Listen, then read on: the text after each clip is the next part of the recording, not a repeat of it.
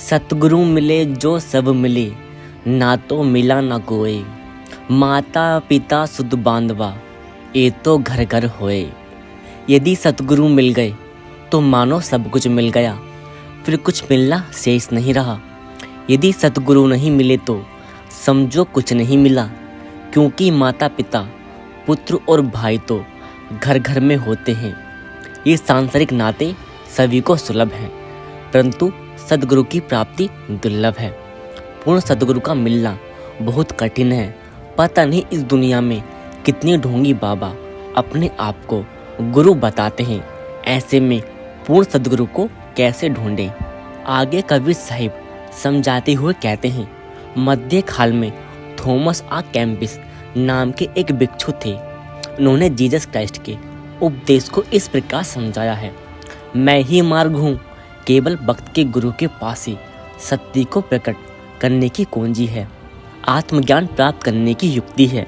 ज्ञान प्राप्त किए बिना, अंतर में स्वयं अनुभव किए बिना विश्वास नहीं आता, आस्था नहीं बनती और न ही हमें कुछ हासिल होता है। जीवन यानी अमर जीवन या परम आनंद के बिना हमारी मुक्ति संभव नहीं है। इस मुक्ति को वह इस तरह समझाते हैं, वह जीवन जिसकी तुम्हें आशा करनी है। मार्गदर्शक के बिना मुक्ति प्राप्त हो ही नहीं सकती। इसलिए जीसस क्राइस्ट कहते हैं, मैं ही मार्ग हूँ, तुम्हें खुद की पहचान कराने वाला मार्ग से जुड़ने की युक्ति मैं जानता हूँ। यह लक्ष्य प्राप्त करने का साधन है जिस पर तुम्हें चलना है, और परम आनंद प्राप्त करने के लिए इसका अभ्यास तुम्हें करना है। जब सच्चाई तुम्हारे सामने प्रकट हो जाएगी तब तुम्हें विश्वास हो जाएगा। मैं मार्ग हूँ और बिना मार्ग के किसी बात के कोई मायने नहीं है, ना कोई सतगुरु और ना परमात्मा।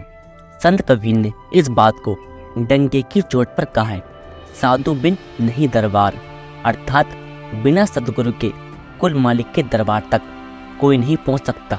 गुरु नानक देव जी भी यही उपदेश देते हैं, बिन सतगुरु किने ना पाइए, बिन सतगुरु किने ना पाइए। ये वचन सारूप में रूहानी सत्य की खोज के उस तरीके या साधन की बात करते हैं जिसका उपदेश हमें सतगुरु देते हैं। गुरु का मतलब है साधन यानी तरीका, और जो हमें परमात्मा से मिलाप का तरीका बताता है वह गुरु है। सतगुरु के बिना हमारी हालत बिना पतवर के नाव जैसी है। हम अज्ञानता और अंधकार में जी रहे, मन के 5 घातक विकारों के शिकार हैं, माया के बंधन में बुरी तरह जकड़े हुए हैं, जन्म मरण के चक्कर में फंसे हुए हैं और इन सांसारिक बंधनों से मुक्त होने में असमर्थ है। उस कुल मालिक के साथ एकरूप होने की ताकत हम में नहीं है, क्योंकि सतगुरु के बिना हम परमात्मा से मिलाप नहीं कर सकते। लेकिन सतगुरु के संपर्क में आने पर हमारी जिंदगी का रुख बदल जाता है। नाम दान की बख्शिश करके सतगुरु हमें परमात्मा तक पहुंचाने का तरीका बताते हैं कि किस तरह भजन सिमरन के अभ्यास द्वारा हम अपने अंतर में जा सकते हैं, जहां हमारी आत्मा शब्द के साथ जुड़ जाती है और हम जन्म मरण के फंदे से सदा के लिए छूट जाते हैं। वे हमें कुल मालिक की प्राप्ति का वह रास्ता दिखाते हैं जो हमें सांसारिक बंधनों से पूरी तरह आजाद कर देता है। सतगुरु हमें अंधकार से प्रकाश की ओर ले जाते हैं और हमें उस परमात्मा, उस कुल मालिक में विलीन करके हमारी आत्मा को मुक्त कर देते हैं। ऐसी है सतगुरु की ताकत। युगों युगों से परमात्मा के पैगंबर, गुरु, संत या भक्त के गुरु जैसे कि जीसस क्राइस्ट, महात्मा बुद्ध, महावीर और गुरु नानक देव और कबीरदास जी हमारे बीच आते रहे हैं। बाहरी तौर पर भी साधारण आदमी की तरह हमारे बीच चलते फिरते और बातचीत करते थे, लेकिन उनके विशेष गुणों और निजी अनुभव द्वारा आंतरिक सत्य को प्राप्त करने के कारण लोग उनका भक्त के गुरु, संत यानी परमात्मा के पैगंबर के रूप में आदर सम्मान करने लगे। एक तरफ तो हम उन गुजरे हुए संत महात्माओं पर विश्वास करने को तैयार हैं जिनके साथ हमारा कोई संबंध नहीं है। निजी तौर पर हमारा उनके साथ कोई संबंध न होने पर भी हम उनके प्रति श्रद्धा रखने और उनके आगे प्रार्थना करने के लिए तैयार हैं, लेकिन इसी धारणा के आधार पर हम मौजूदा सतगुरु की संगति का खुद अनुभव करके उन पर विश्वास करने को तैयार नहीं हैं। इतिहास गवाह है कि जब से इंसान इस दुनिया में आया है तभी से यहाँ संत महात्मा या सतगुरु आते रहे हैं। कुछ भी नहीं बदला है। जब तक इंसान इस धरती पर रहेगा तब तक संत सतगुरु आत्मा को उनकी मूल स्रोत में वापस ले जाने का रास्ता बताने के लिए आते रहेंगे, क्योंकि परमात्मा से मिलाप करने का और कोई रास्ता ही नहीं। परमात्मा हमारी पहुंच से परे है।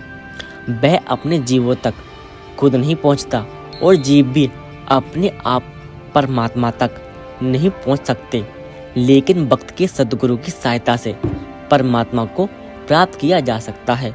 बिना सद्गुरु के कुछ भी संभव नहीं है, जबकि सद्गुरु के सहारे से सब कुछ संभव है। सतगुरु मंजिल तक पहुंचने का जरिया है। असल में उनके बिना कोई मंजिल ही नहीं। सतगुरु हमारे लिए जरिया बनते हैं।